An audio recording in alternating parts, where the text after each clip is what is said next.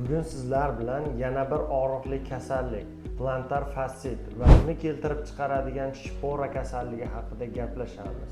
Shpora keltirib chiqargan plantar fassit kasalligida bemorlarimizda dastlab startiv og'riqlar, ya'ni dastlabki qadamlarning o'zida sanchiqli og'riqlar paydo bo'ladi. Kasallik zo'riqib, zararlanish kuchaygandan keyin esa doimiy og'riqlar, ya'ni har bir qadam og'riqli o'tishgacha boradi.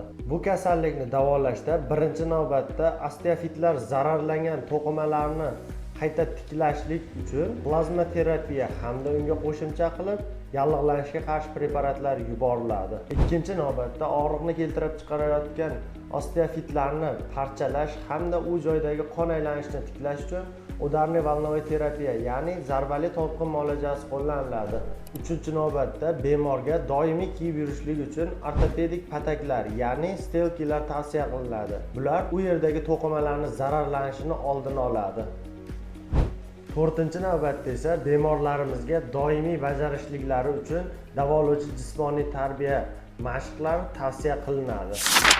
Agar siz va yaqinlaringizni shunday muammo bezovta qilsa, bizga murojaat qiling. Biz sizlarga albatta yordam beramiz.